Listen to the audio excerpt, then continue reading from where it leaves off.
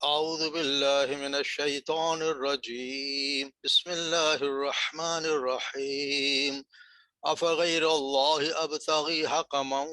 وهو الذي أنزل إليكم الكتاب مفصلا والذين آتيناهم الكتاب يعلمون أنه منزل من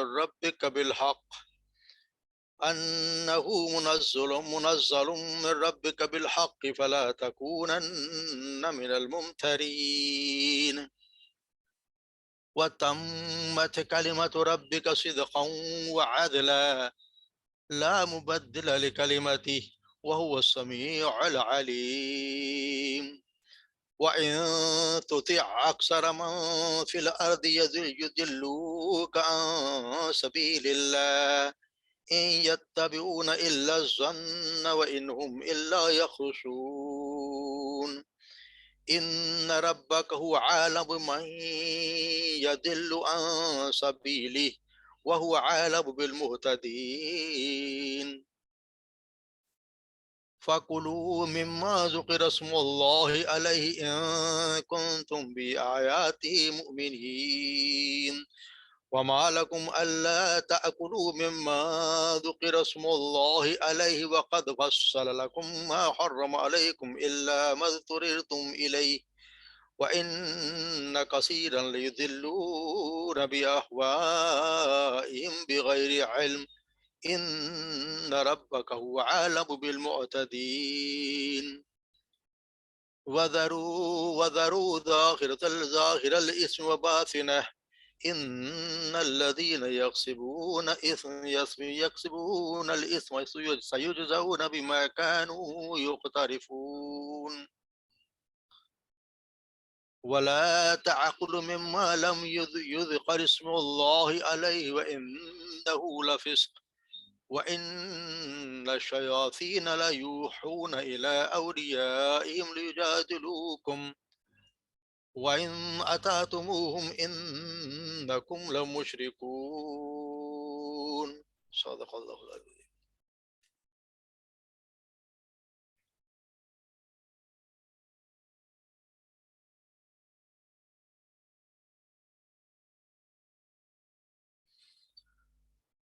أفغير الله کیا میں ڈھونڈوں کوئی اور حکم فیصلہ کرنے والا وہ الذی جبکہ وہی ہے انزل الیکم الکتاب جس سے نازل کی تم پر کتاب مفصلہ ہر چیز کو کھول کھول بیان کر دینے والی والذین اور وہ لوگ آتینہم الکتاب جنہیں ہم نے دی کتاب یعلمون وہ جانتے ہیں انہو کہ وہ بے شک وہ منزل نازل کی گئی ہے من ربک آپ کے رب کی طرف سے بالحق حق کے ساتھ فلا تکونن پس نہ ہو جانا آپ تکونن نہ ہو جاؤ تم من الممترین شک کرنے والوں میں سے تمت کلمت ربک اور پوری ہو گئی بات رب کا رب کی صدقاً سچائی میں و عدل کے حساب سے لا مبدل لکلماتی نہیں ہے کوئی بدلنے والا لکلماتی اس کے کلمات کو وہ السمیع العلیم اور وہی سب کچھ سننے والا اور جاننے والا ہے وَإِن تُطِیعْ أَکْثَرَ مَنْ فِی الْأَرْضِ اور اگر آپ تباہ کریں گے پیروی کریں گے اکثر کی من فی جو زمین میں یعنی اکثریت کی جو زمین میں ہے یضلوک عن سبیل اللہ تو وہ آپ کو بہکا دیں گے اللہ کے راستے سے ان یتبعون الا الظن اور نہیں وہ اتباع کرے پیروی کرتے مگر ظن گمان کی وَإِن اور نہیں وہ ہم مگر الا اور نہیں ہے وہ مگر یخرسون اٹکل یعنی اندازہ لگانے یخرسون اٹکل اندازہ لگانے والے ان ربک وہ عالم بے شک آپ کا رب وہ عالم وہ خوب جانتا ہے من یضل عن سبیل جو کوئی پھر جا گمراہ ہو جاتا ہے اس کے راستے سے وہ عالم اور وہ خوب جاننے والا ہے بالمہتدین ان کو جو ہدایت یافتہ ہے فکلو بس کھاؤ مما اس میں سے ذکر اسم اللہ جس پر ذکر کیا جس پر نام لیا گیا اللہ کا علیہ جس پر ان کنتم اگر ہو تم بھی آیاتی اس کی آیات پر مؤمنین ایمان رکھنے والے وما لکم اور کیا ہوا ہے تمہیں اللہ تاکلو کہ تم نہیں کھاتے مما اس میں سے جو ذکر اسم اللہ علیہ جس پر نام لیا گیا اللہ کا وقد فصل لکم، جبکہ اس نے بیان کر دیا تمہارے لیے، ما حرم علیکم، جو حرام کی گئی تمہارے لیے تم پر، الا مگر، مدثریر تم الیہ، جو کہ مجبوری میں ہو، تمہاری طرف مجبوری میں تم پر ہو تو۔ وَإِنَّ كَثِيرًا، اور بے شک بہت سے لوگ، لَيُضِلُّونَ بِأَهْوَائِهِمْ، وہ یقیناً گمراہ کریں آپ کو اپنے منہوں سے، بغیر علم، بغیر کسی علم کے۔ ان ربک، اور بے شک آپ کا رب، وہ عالم، بخوب جاننے والا ہے، بالمعتدین، حد سے بڑھ جانے والوں کو۔ وَذَرُوا ظَاهِرَ الْإِثْمِ بَاطِنَهُ، اور ذرو، اور چھوڑ دیجئے، وَذَرُوا، چھوڑ دیجئے، ظاہر الاسم، ظاہر گناہ کو، وہ باطن، اور چھپے گناہ کو بھی، کو آپ چھوڑ دیجئے۔ ان الذین، بے شک وہ لوگ، یکسبون، جو کماتے ہیں، اسم، گناہوں کو، سیجزون بما کانوا یخترفون، سیجزون، ان قریب وہ دیے جائیں گے بدلہ، بما، اس کا، جو کانوا یخترفون، جو وہ کیا کرتے تھے۔ ولا تاکلوا، اور نہ تم کھاؤ، مما، اس میں سے، لم یذکر اسم اللہ، نہیں لیا گیا اللہ کا نام، علیہ، اس پر، وَإِنَّهُ، اور بے شک یہ، لفسق، یقیناً یہ فسق، یعنی نافرمانی ہے۔ وَإِنَّ الشَّيَاطِينَ، اور بے شک شیاطین، لا یوحون، یقیناً یوحون، وہی یہ القا کرتے ہیں، یا ذہن، یا اس کے دلوں میں ڈالتے ہیں، الی اولیاء، اپنے دوست، اپنے دوستوں کی طرف، لیجادلوکم، تاکہ وہ جھگڑا کریں تم سے۔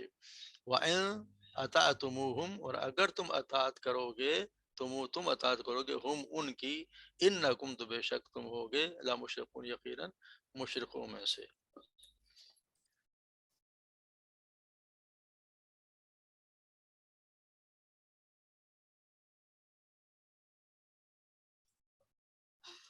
تو یہاں اللہ تبارک و تعالیٰ یہ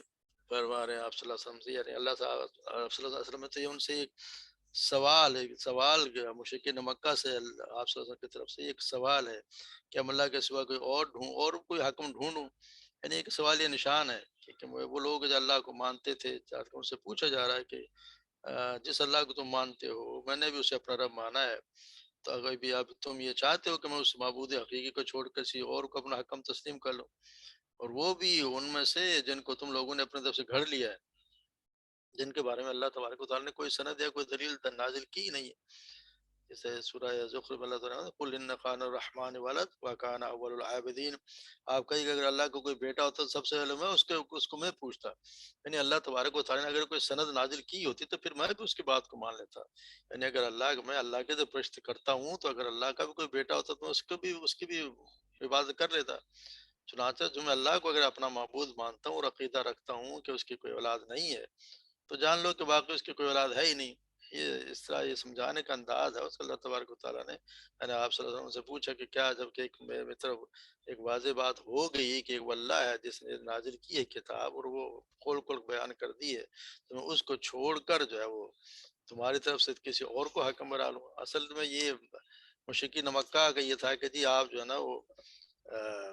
جو اہل کتاب ہیں ان سے آپ پوچھیں تو ان سے بارے میں ان سے آپ بات کو فیصلہ کرائیں گے، وہ مانیں گے کہ جی آپ سچ کہہ رہے ہیں کہ نہیں کہہ رہے ہیں، تو اس کا یہ جواب دیا جا رہا ہے کہ شرک کرنے والوں کے ان کے کیا آپ کہہ رہے ہیں کہ ان سے بات کریں جب کہ وہ جانتے ہیں، وہ خود بھی جانتے ہیں، والذین آتیناہم الکتاب یعلمون انہ نزل من ربک بالحق، تاکہ وہ جن کے ہم نے کتاب دی وہ خود جانتے ہیں، وہ خوب اچھی طرح جانتے ہیں کہ اللہ کی طرف سے حق ہے جو نازل کیا گیا ہے، مگر وہی الگ بات ہے کہ ان کے دلوں پر تو یقین رکھتے ہیں، لیکن قرآن اللہ کی طرف سے طرح نازل کرتا ہے مگر اپنے ضد کی وجہ سے تو وہ ماننے کو تیار نہیں ہے۔ فلا تکونن من الممترین، آپ اس کے بارے میں شک میں نہ پڑیے، یعنی اصل میں یہ ہمیں کہا گیا ہے کہ آپ اس کی، یعنی اس کتاب کے بارے میں جو اللہ کی طرف سے نازل کی گئی ہے کسی شک میں مبتلا نہ ہو جائے، کیونکہ آپ صلی اللہ علیہ وسلم کو یا ان لوگوں صحابہ کرام کو تو کوئی شک والی بات تھی نہیں، یہ ہمارے لیے، یہ ہمیں بتایا گیا کہ تم لوگ کہیں شک میں نہ پڑ جاؤ، تو ان کو یہ ان کو کیا کیا میں ان کو تو یہ ان سے سوال کیا کہ کیا میں ان کو مانوں جن کو، جبکہ وہ خود مانتے ہیں کہ کتاب اللہ کی طرف سے نازل شدہ، ہر چیز کو کتاب کو تفصیل سے بیان کر دیا ہے۔ والذین آتیناہم الکتاب یعلمون انہ نزل من ربک بالحق فلا تکونن من الممترین وتمت کلمۃ ربک صدقا وعدلا، اور پوری ہو گئی آپ کے رب کی بات، یعنی آپ کے رب کی بات سچائی اور عدل پر مبنی ہونے کے اعتبار سے درجہ کمال تک پہنچ گئی، یعنی اس کے اللہ کے بعد بات پوری ہوگی، درجہ کمال تک پہنچ گئی. اسی طرح جیسا سورہ مائدہ میں اللہ تعالیٰ نے الیوم اکملت لکم دینکم واتممت علیکم نعمتی ورضیت لکم الاسلام دینا، آج کے دن میں تمہارے لیے تمہارے دین کو کامل کر دیا ہے اور تم پر تمام فرما دے کہ اپنی نعمت کا، اور تمہارے لیے میں نے پسند کے لیے اسلام کو بحیثیت دین کے. تو یہاں بھی اللہ تبارک و تعالیٰ کہتے ہیں کہ یہ آپ کے اللہ کی بات جو ہے وہ پوری ہو گئی. یہاں کلمات سے مراد قرآن ہے، یعنی قرآن ہے، قرآن معجزہ ہے اور آپ کے صدق نبوت یعنی سچائی کی دلیل ہونے کے لیے کافی ہے. کیونکہ قرآن کے احکامات دو ہی قسم کے ہیں، یا تو اخبار یعنی کہ خبریں ہیں، یا احکامات ہیں. یعنی صدق کا تعلق اخبار سے، یعنی کہ جو اور عدل کا جو تعلق ہے احکام سے. مطلب یہ کہ قرآن کی تمام خبریں، خواہ ان کا تعلق اللہ تعالیٰ کے ذات و صفات سے ہو، یا جو گزشتہ واقعات یا مستقبل کے وعدے یا حوادث جو ہو چکے ہیں، گزر چکے ہیں، آنے والے ہیں، سب پورے طور پر سچے ہیں. اور اس میں قرآن کریم میں جتنے بھی احکامات ہیں وہ سب عدل و انصاف پر مبنی ہے. اس میں کسی قسم کی تبدیلی یا ترمیم کی کوئی گنجائش ہے ہی نہیں. تو ایسی کامل کتاب کی موجودگی میں پھر شیطانی وسوسوں یا عقلی شبہات کی کوئی گنجائش باقی ہے رہتی نہیں. یہ کہہ کے اللہ کے تبارک و تعالیٰ کی بات تو پوری ہو گئی، تو اس کے کمال درجے کو پہنچ گئے، صدق کے لحاظ سے بھی اور عدل کے لحاظ سے. لا مبدل لکلمات، اور نہیں ہے کوئی بدلنے والا اللہ کے کلمات کو. وہ السمیع العلیم، اور وہی سب کو جاننے والا اور ہر چیز کو جاننے والا اور سننے والا ہے. پھر یہاں فرماتے ان تطیع اکثر من فی الارض یضلوک عن سبیل اللہ، اگر تم مانو گے بات اکثریت کے لوگوں کی جو زمین میں ہے تو تجھے وہ اللہ کے راستے سے بھٹکا دیں گے. یہ اللہ تبارک و تعالیٰ اللہ کے راستے سے تو بھٹکا کر، اگر آپ نے اکثریت کی بات مانی تو وہ آپ کو بھٹکا دیں گے. تو یہ قرآن کی اس بات کے ایک طریقے سے واقعہ بھی کے طور پر ہر دور میں مشاہدہ کیا جا سکتا ہے کہ ہر دور میں ایسا ہی ہوا ہے کہ جو بھی حق پہ ہوتے ہیں ان کی ہمیشہ تعداد کم ہی ہوتی ہے. جو صداقت کے راہ سے چلنے والے لوگ ہمیشہ تھوڑے ہوتے ہیں. جیسے صحابہ آپ صلی اللہ علیہ وسلم کے زمانے میں صحابہ کرام اگر 1 لاکھ بھی تھے تو دنیا میں کتنے لوگ تھے؟ 1 لاکھ میں سے ایک کی پڑھتی ہوگی زیادہ سے زیادہ، یہ اسٹرینتھ پڑھتی ہوگی کہ کتنے لوگ، بہت کم لوگ صحیح راستے پہ ہوتے ہیں. جیسے آپ صلی اللہ علیہ وسلم حدیث میں فرمایا نا کہ میری امت میں 73 فرقے پہ بڑھ جائے گی، جن میں صرف ایک فرقہ جنتی ہوگا، باقی سب جہنمی ہوں گے. یعنی کتنے ایک مسلمان ہیں اور ان میں سے بھی مسلمانوں سے بھی کٹ کے، اور پھر اس میں سے بھی بہتر فرقوں میں سے ایک فرقہ جو میری اور میرے صحابہ کرام کے طریقے پہ چلنے والا ہوگا وہ جنت میں جائے گا. تو اس سے انداز ہو کہ یہ ہمیشہ چلنے والے ہدایت کے راستے پر چلنے والوں کی تعداد ہمیشہ کم ہی رہی ہے. کبھی بھی ایسا نہیں ہوا کہ بہت زیادہ تعداد رہی ہو. تو اسی لیے اسی سے پھر آپ انداز لگا لیں کہ آج کل جو ہمارا جمہوری نظام کا جو شستہ یہ تو اس بات کی صاف نفی ہو جاتی ہے. یہ ہمارا جو جمہوری نظام ہے، کیونکہ اگر اکثریت کی بات مانیں گے تو آپ کو تو گمراہ کر دیں گے. یہ تو باطل دنیا میں تو باطل پرستی ہمیشہ اکثریت رہی ہے. تو یہ اس پہ جائیے کہ یہ کوئی ضروری نہیں ہے کہ جو اگر آپ دیکھیں لوگ اکثریت میں ہے تو وہ صحیح راستے پہ، ایسا نہیں ہوتا. اللہ اور رسول کے اگر اللہ اور رسول کے احکامات کو قطع سنت کو مان لیا جائے، تو پھر اگر ان کی ماننے کے بعد ان کے اندر رہتے ہوئے اگر کوئی اکثریت کی بنا پر کوئی فیصلہ کیا جائے تو وہ تو بات مانی جاتی. مگر ایسے ہی ایک آپ درج ہر کسی کے کسی بات پہ آپ فیصلہ لینا شروع کر دیں کہ کیا ہونا چاہیے، احکامات وہی ماننے میں لگ جائیں، انہی کی بات مانی جائے، تو پھر وہ تو اللہ کے احکامات کی سائد کے خلاف ہی ہے. کیونکہ آپ جیسے آپ اللہ نے ایک جگہ اور فرمایا سورہ یوسف میں وما اکثر الناس ولو حرصت بمؤمنین، اکثر لوگ خواہ تو حرص کرے ہرگز ایمان لانے والے نہیں ہیں. یعنی ایک طرف یہ اللہ کا حکم ہو جس سے زیادہ پکی کوئی دلیل ہے نہیں، اور دوسری طرف اکثریت ہو جن کی بنیاد محض ان کے گمان اور اٹکل پر ہو، تو اس کے اٹکل کی بنیاد پر بے شمار چیزوں کو، حرام چیزوں کو، مطلب شرک کو، سود کو، ان کو حلال قرار دیا بہت سے لوگوں نے صرف اکثریت کی بنیاد پر. تو یہ تو اس کی کوئی اہمیت نہیں ہے. ہاں اگر کوئی چیز ایسی ہو جیسے دین میں جس کا کوئی مسئلہ نہ ہو، اور جیسے کہ اگر کسی دعوت میں آپ کوئی فیصلہ کرنا چاہیں کہ جی کون سا شربت پلایا جائے، تو ظاہر ہے کہ شراب کے بارے میں تو رائے شماری ہو نہیں سکتی، وہ تو حرام ہے سب کے لیے. مگر یہ ہو سکتا ہے کہ کون سا کہ کوئی روح افزا پلا دے، کوئی کوکلا پلا دے، تو اس پہ اکثریت کا احترام کیا جا سکتا ہے. ورنہ ہر بات پہ جو اللہ کے تعالیٰ کے حوالے سے دین اسلام کا جو اصول ہے کہ جو کلی اختیار و اقتدار اللہ تو اللہ تبارک و تعالیٰ ہی کے پاس رہے گا، جو اس کی کائنات کا، اس کے ہر چیز کا مالک اور خالق ہے. تو اس کی ان کے احکامات کے حدود کے اندر رہتے ہوئے اکثریت کی رائے کے مطابق تو فیصلے کیے جا سکتے ہیں، اور کلی طور پر احکامات ہی بنانے اور ہر چیز کا فیصلہ اکثریت کی بنیاد پہ دیا جاتا ہے، یہ اس آیت کے حساب سے قرآن کے اور اسلام کے خلاف ہے۔ جو ہمارے یہاں ایسے چلا جو مرضی ہے قانون بنا لیتے ہیں، پھر کہتے ہیں جی اسلام میں اس کا کوئی ہے، جو اکثریت کہہ دے، جو فیصلہ ساز قانون ساز لوگوں بنانے لگ جاتے ہیں، تو پھر یہی حالت ہے جو آج کل ہمارا ہوا ہے۔ ان ربک هو عالم من یضل عن سبیلی وهو عالم بالمهتدین، اور اللہ تعالیٰ خوب جانتا ہے جو اس کے راستے سے بھٹک گیا، اور اسے بھی جانتا ہے کہ جو سیدھے راستے پہ ہے۔ تو اللہ تعالیٰ خوب جانتا ہے جو بھٹکے ہوئے لوگ انہیں بھی جانتا ہے، اور ان سے بھی جو ہدایت پر ہیں۔ اللہ تبارک و تعالیٰ کے علم تو ہر چیز کا علم ہے، وہی سب کو جانتا ہے کہ کیا ہو رہا ہے۔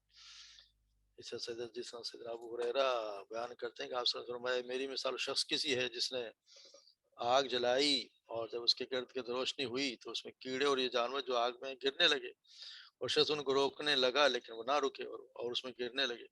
یہ مثال میری ہے اور تمہاری ہے، میں تمہیں تمہاری کمر سے پکڑ کر جہنم سے روکنے والا ہوں، اور کہتا ہوں کہ جہنم کے پاس سے چلے جاؤ، جہنم کے پاس سے چلے جاؤ، لیکن جواب تم ہو نہیں مانتے، اسی میں گھسے چلے جاتے ہو۔ یہ ہے کہ اللہ تبارک و تعالیٰ تو جس راستے سے بھٹکنے کے لیے اگر کوئی بھٹک ہی رہا ہے تو اللہ تبارک و تعالیٰ تو اس سے واقف ہے۔ کہ اللہ تعالیٰ کہہ رہے ہیں کہ ان یتبعون الا الظن وهم يخرصون ان ربک هو اعلم يدل عن سبيل وهو اعلم بالمهتدين فكلوا مما ذكر اسم الله عليه ان كنتم بآياته مؤمنين، بس کھاؤ ان چیزوں میں سے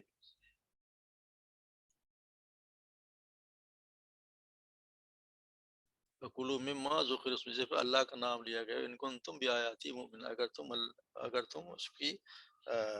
آیات پر یقین رکھتے ہو۔ یعنی اللہ تبارک و تعالیٰ نے مومن بندوں کے لیے اس بات کو جائز قرار دیا ہے کہ جانوروں کو تم کھا سکتے ہو جنہیں اللہ تعالیٰ کے نام سے ذبح کیا گیا ہو۔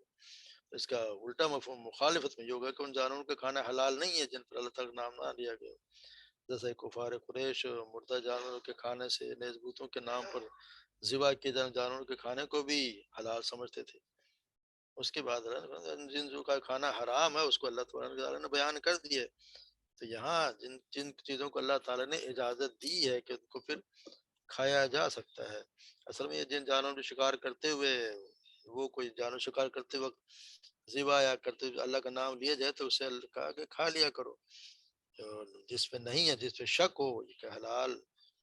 اور حلال میں کوئی شک ہے، کیونکہ جس طرح آتا ہے نا کہ سیدنا عائشہ صدیقہ نے آپ سے پوچھا کہ کچھ لوگ ہمارے پاس گوشت لے کر آتے ہیں، اس سے مراد وہ عرابی لوگ تھے جو بدوی، جو نئے نئے اسلام مسلمان ہوئے، تو اسلامی تعلیم و تربیت سے پورے واقف بھی نہیں تھے، تو ہم نہیں تھا، آپ نے پوچھا کہ ہم نہیں جانتے کہ انہوں نے اللہ کا نام لیا ہے کہ نہیں، تو آپ صلی اللہ علیہ وسلم فرمایا سموا علیہ وانتم، سموا علیہ انتم وکلوا، تم اللہ کا نام لے کر اسے کھا لو، یعنی شبہ کی صورت میں رخصت ہے۔ اس کا مطلب یہ بھی نہیں ہے کہ ہر قسم کا جانور کو اللہ بسم اللہ پڑھ کے کھانے سے حلال ہو جائے گا۔ اس سے یہ بات ثابت ہوتی ہے کہ مسلمانوں کی منڈیوں اور دکانوں پر ملنے والا گوشت حلال ہے۔ اگر بسم اللہ مسلمان اگر کوئی بسم اللہ پڑھتا کرنے سے بھول بھی گیا تو اللہ تبارک و تعالیٰ نے امت مسلمہ کے بھول چوک کو تو ویسے ہی معاف قرار دیا۔ تو ان میں یہ ہے مسئلہ کہ جو جانور جن سے منع کیا گیا وہ ہمیں بتا دی گئی، پہلے بھی جیسے سورہ مائدہ میں پڑھا ہے، اور سورہ بقرہ میں بھی ہم نے پڑھا ہے کہ انما الحرم علیکم میتۃ والدم ولحم الخنزیر وأحل بغیر اللہ ومن اتعدى غیر باغ فلا عاد فلا اسم علیہ ان اللہ غفور رحیم۔ اس نے پر سے مردار اور خون اور خنزیر کے گوشت، ہر وہ چیز حرام کی جس پر غیر اللہ کا نام پکارا جائے، پھر وہ مجبور کر دے اس حال میں کہ بغاوت نہ کرنے والا ہو، نہ حد سے گزرنے والا، اس پر کوئی گناہ نہیں۔ تو یہ پہلے بے شک اللہ تبارک و تعالیٰ بے بخشنے والا اور نہایت رحم کرنے والا ہے۔ سورہ مائدہ میں جیسے ہم پڑھا ہے وحرمت علیکم میتۃ ودم ولحم الخنزیر وما أحل لغیر اللہ به، اور اللہ تو مردار حرام کیا گیا ہے، خون اور خنزیر کا گوشت، اور جس پر اللہ کا اور غیر اللہ کا نام پکارا جائے، اور المنخنقۃ گلا گھونٹنے والا جانور، والموقوذۃ اور جانور سے چوٹ لگی ہو، متردیۃ جس پر اوپر سے گر کر ہلاک ہو گیا ہو، یا جسے وناتیۃ جسے سینگ لگا ہوا، اکلا سب و ما ذکیتم جسے کسی درندے نے پھاڑ کے جس پر مگر جس کو ما ذکیتم جس کو تم ذبح کر لو، وما ذبح علی نصب وان تقسم بالاسلام، اور جو تھانوں اور ذبح کیا گیا اور جو تینوں تینوں سے قسمت معلوم کرو، یہ سب ذالکم فسق، یہ ساری چیزیں نافرمانی کی ہیں۔ تو اللہ تبارک و تعالیٰ نے واضح کر دیا ہے کہ قد فصل لکم وحرم علیکم، کہ تم پہ واضح کر دیا جو تم پہ حرام کیا گیا، الا ما ضررتم الیہ، یہاں تک کہ اس پر آپ اللہ تعالیٰ کہ تم پہ مجبور نہ کر دی جائے، حرام سے مجبور کر دیا تو اس کی بھی پھر اجازت دی گئی ہے۔ فإن كثيرا يضلون بأهوائهم بغیر علم، اور بے شک بہت سے لوگ جو ہے وہ آپ کو اس میں مجبور ہوئے، بہت سارے خواہشوں کی جو کچھ ہے وہ کوئی جانے بغیر گمراہ کرتے رہتے ہیں۔ ان ربک عالم بالمعتدین، اللہ تبارک و تعالیٰ خوب جاننے والا ہے ان لوگوں کو جو یہ حرکتیں کرتے ہیں۔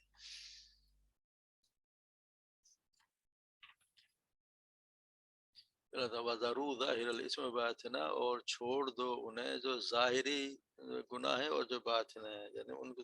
دونوں کو، جو ظاہری بھی گناہ کیے جا رہے ہوتے ہیں لوگ، انہیں بھی اللہ تعالیٰ نے کہا کہ ان کو بھی چھوڑنے کا حکم دیا گیا ہے، یعنی حلال اور حرام کھانے کی چیزوں پر منحصر نہیں ہے، بلکہ ہر ظاہر و باطن گناہ جو چھوڑنا ضروری ہے۔ ظاہری گناہ سے مراد ہوا کہ جو ہاتھ پاؤں سے گناہ کیے جاتے، جیسے چوری ہے، ڈاکہ زنی ہے، زنا ہے، اور کوئی بدمعاش ہے، ہاتھ پاؤں سے کیا وہ ظاہری گناہ۔ اور پوشیدہ گناہ وہ جن کے کرنے کا دل میں عزم عقیدہ یا عزم ہو یا عقیدے سے تعلق رکھتے ہیں، جیسے شرک ہے، کفر ہے، نفاق ہے، یا پھر جن گناہوں کا نقصان عام لوگوں پر واضح ہو وہ ظاہر گناہ کہلاتے ہیں، اور جن کا نقصان چند مخصوص آدمیوں کے سوا دوسرے واقف نہ ہو وہ باطن کہلاتے ہیں۔ تو یہ بے حیاؤں سے اللہ تبارک و تعالیٰ نے فرمایا کہ میرے رب نے تو صرف بے حیاؤں کو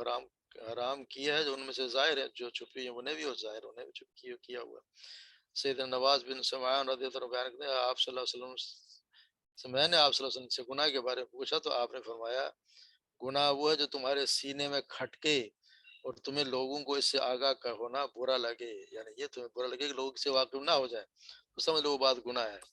تو تم یہ سمجھو کہ لوگوں کو پتہ نہ چلے، وہ تمہارا دل خود کہتا ہے کہ گناہ ہے۔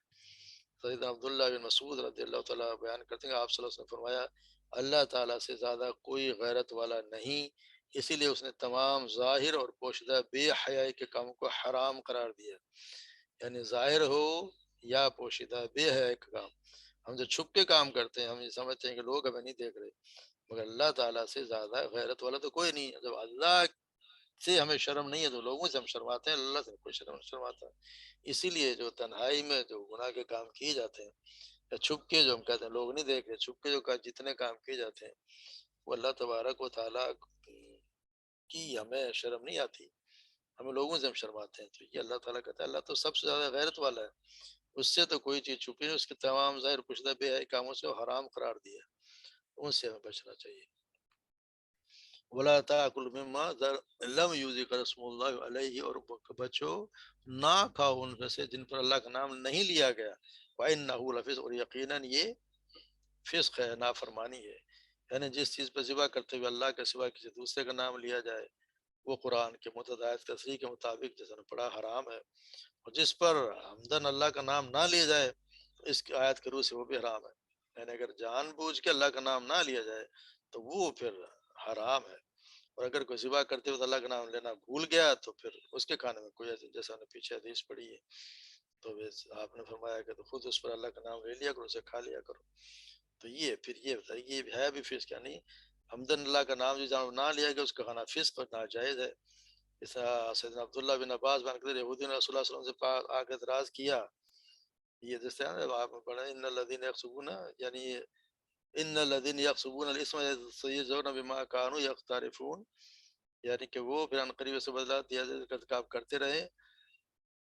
وَإِنَّ الشَّيْطَانَ لَيَحُونَ أَوْ إِلَىٰ أَوْلِيَائِهِمْ لِيَجَادُوا لَكُمْ، اور شیطان جو ہیں وہ ان کے دلوں میں ڈالتے ہیں، شیطان جو ان کے دلوں میں اپنے دوستوں سے ڈالتے ہیں پھر وہ تم سے جھگڑا کرتے ہیں۔ جھگڑا کیا بات کرتے ہیں، وہ پھر اپنی اپنی عجیب و غریب چیزیں نکالتے ہیں۔ میرے اعتراض کیا کرتے تھے کہ آپ مسلمانوں سے کہتے کہ اچھا جو اللہ ذبح، یعنی اللہ جس کو خود مار دے، اللہ نے مار دیا جو مر گیا وہ تو تم کہتے ہو کہ حرام ہے، اور جو تم خود ذبح جس کو کر لو تم خود مار دو تو وہ تم کہتے ہو کہ حلال ہے۔ تو یہ اس کا بھی ایسی ایسی باتیں وہ سمجھایا کرتے تھے۔ تو یہ اس کے لیے بتایا کہ جو چیز اللہ نے اس کا اصل میں تو حلال وہ چیزیں جو اللہ تعالیٰ نے قرآن مجید حدیث کے ذریعے حلال قرار دی، تو حرام وہی ہے جو کہ اللہ تعالیٰ نے قرآن مجید اور صحیح حدیث کے ذریعے حرام قرار دے دیا. یہ اللہ کا یہ حکم ہے، اللہ کی مرضی ہے، جس کو وہ حلال قرار دے جو ہے، ورنہ ان کی اس طرح حرام. اور یہ شیطان ان کو اچھی عجیب عجیب باتیں سکھایا کرتے تھے کہ ان سے یہ پوچھو، ان سے یہ پوچھو. اسی طرح اگر اللہ کے تعالیٰ نے اگر ایک چیز کو حلال قرار دیا تو وہ حلال ہے، اور جو حرام قرار دیا تو پھر وہ حرام ہی ہے. اللہ کی ذات ہے جو فیصلے کرنے والی ہے. ورنہ تو یہ جیسے اگر کسی چیز کو آپ نے، آپ صلی اللہ علیہ وسلم یہ بھی فرمایا جو تم اپنے سدائے کتے کو چھوڑو، اس پر اللہ کا نام لے لو تو اسے کھا لو جو وہ تمہارے لیے روک کے رکھے. اسی طرح آپ صلی اللہ علیہ وسلم یہ بھی فرمایا کہ جو اعلی خون بہا دے اس پر اللہ کا نام لیا گیا تو اسے بھی کھا لو. تو آپ صلی اللہ علیہ وسلم نے یہ بھی فرمایا کہ تمہارے لیے وہ ہر وہ ہڈی ہے جس وہ ہڈی حلال ہے جس پر اللہ کا نام لیا گیا ہو، یعنی تم اسے کھا سکتے ہو. یہ فیصلہ یہ چیزیں کرنے والی ہیں. ان شیطان لہون الاولیاء ایجاد لکم، یہ وہ ہے جو تم سے جھگڑا کرتا ہوں. جھگڑا یہ بات کر عجیب عجیب ان کو شیطان سکھایا کرتے تھے، پھر وہ عجیب عجیب سوالات پوچھا کرتے تھے. اور پھر یہ کہا کہ ان کن تم اطاعتموہم انکم لمشرکون، اگر تم ان کی اطاعت کرو گے، ان کی بات مانو گے تو پھر تم بھی ان میں شامل ہو جاؤ گے. حالانکہ یہ ہمارے لیے ہے، اگر ان کا آپ اس زمانے میں تو ان بات ماننے والے نہیں تھے، لیکن یہ چیز ہمیں بتائی گئی ہے کہ اگر ہم نے ان کی باتیں ماننی اور ان کے نقش قدم پہ چلے، اطاعت کرنا ان کے اگر نقش قدم پہ چلے تو پھر تم بھی مشرک ہو جاؤ گے. اور ہمارے یہاں بھی ایسا ہے آج کل بھی کہ ہمارے یہاں بھی وہ چیزیں ہیں جو آستانوں پہ ذبح کی جاتی ہیں وہ ہم بھی حلال سمجھ کے کھائے جا رہے ہیں، بلکہ خوش ہو کے کھا رہے ہیں، جا کے دیتے بھی ہیں. یہ ان چیزوں سے اللہ تبارک و تعالیٰ ہمیں بچا کر کے حلال اور حرام کی تمیز اللہ تبارک و تعالیٰ ہمیں سکھا دے اور حرام سے بچائے، رزق حلال عطا فرمائے، اسی کو کھانے کی توفیق عطا فرمائے، اور ہر وہ کام اللہ تبارک و تعالیٰ ہمیں کروائے جو اللہ اور اس کے رسول نے پسند کیا،